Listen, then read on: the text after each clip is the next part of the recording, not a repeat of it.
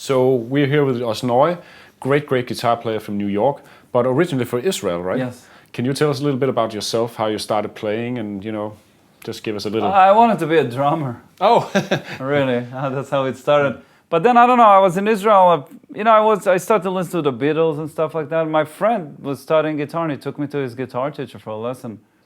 I don't know. I just started to play guitar after that. I don't really know why, but it just kind of happened. And then I had a friend of my brother's that was playing guitar kind of more advanced. So he came over the house and showed me and my brother, my older brother, he showed us all these Beatles tunes and some Israeli tunes, but mostly Beatles stuff. So that kind of got me really excited.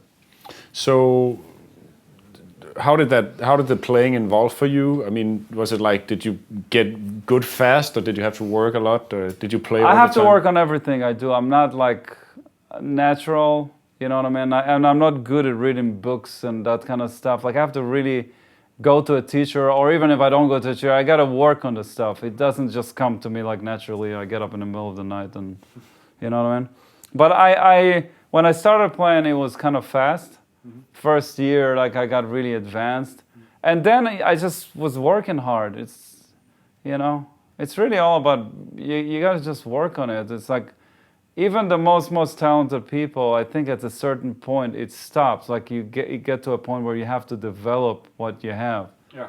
And talent is not only like technique and stuff, it's also the ability to sit and to learn, you know what I mean? So, I mean, your style is pretty versatile. You play, jazz stuff, more, I don't want to say avant-garde, but, a little bit more out there. And then also a lot of funk stuff and different things. Well, my guitar style is a mix of... I'm pretty much a jazz player, but I also did studio work and played rock all my life. So I would say that if you listen to my records, my playing, my improvisational is a mix of bebop and blues, really. Yeah. And then I have all the other influence of R&B and funk and rock. I had a weird childhood. Pause for a second. Sorry. Yeah. So this will be... I said I had a weird childhood. Oh yeah, that was the last big thing we did. So when did you decide to move to New York from Israel? I kind of always knew that I wanted to move to New York. I moved when I was 24. Yeah. Yeah, it was in '96. So was it hard to kind of break into that whole music scene there? Yeah. Well, it's not. It's just a hard thing to do, to be a musician anywhere in the world, but in New York especially. But I don't know, it's kind of natural. Anything you want to do, eventually you'll be able to do it. You just have to kind of work on it. Yeah. Be persistent about it, And you play in a lot of different bands and projects. I've listened a lot to the Twisted Blue stuff you do with your own band. How did that come about? When I did my solo, the first couple of solo albums, I never thought that I'll be a solo artist. I never imagined it. It wasn't something I was planning to do. I just wanted to play. So when I moved to New York, I started a band just because I wanted people to see me play. Actually, that band started in Israel.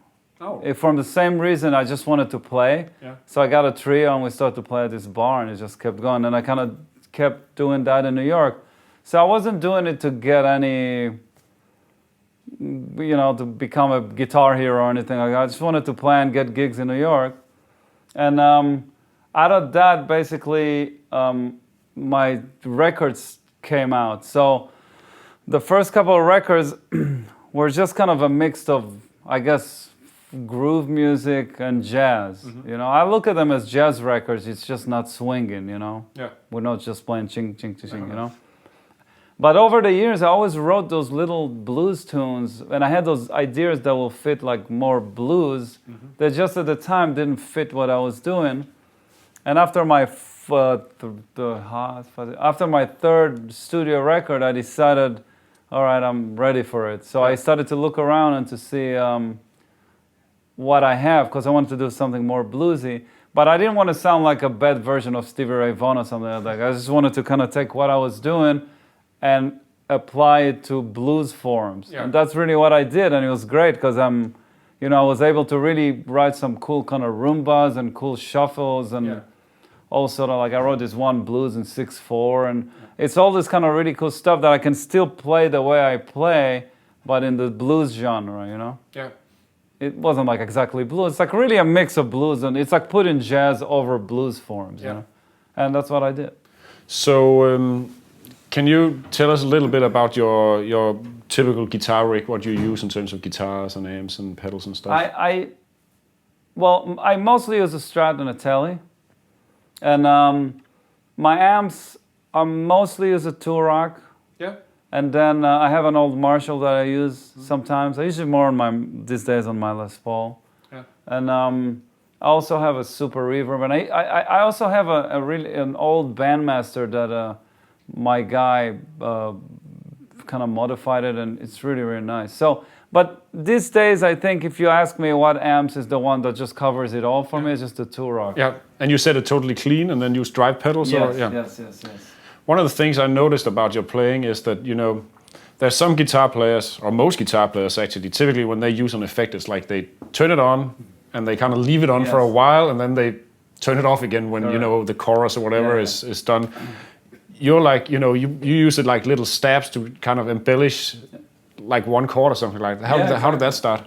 It started from me playing with my band.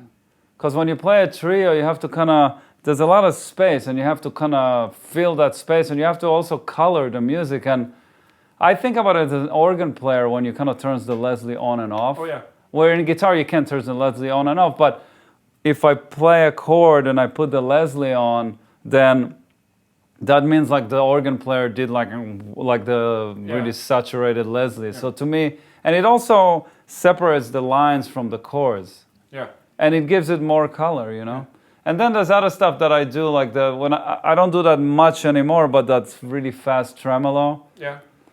That was a whole thing. It's just like a rhythmical idea, really. You know what I mean? So I edit in and out like just as a rhythm instead of playing like stuttering kind of. Exactly. So all those things, I think about them more as music. I don't think about them as an effect. It just helps the music. And then certain things with delays that I do, or reverse delays, it's kind of the same thing to me. If I do a recording session for a record, I'll think about it different. But if I put it with my band, it's more like to color certain areas of the song, or to just kind of give it a little, to separate things. You know what I mean? So what are the plans for the future? What are you working on right now? I'm actually now, as we speak, I'm mixing my new record. Oh, cool. That's coming out very, very soon. I'm just in the end of the mixing stages. So that'll probably mean that by the time this video is out there, the record will probably either be out or be very close to coming out. So that's, you know, pretty good timing, I guess. Yeah. So the record's called Who Gives a Funk? And it's really cool. And it's coming out April 2016. Cool.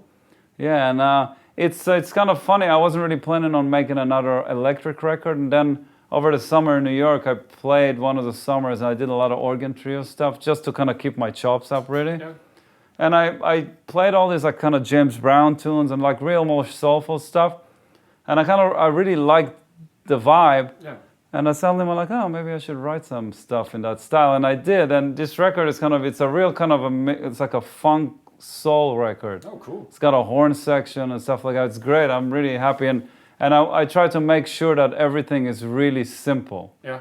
It's really hard to write simple music, so I try to make sure that everything is gonna be, you know, have depth but still be simple. So that's it. Should I say who's on it? Yeah, you can do I got a couple. Joe Bonamassa played. Oh. Dweezil Zappa, Robin Ford,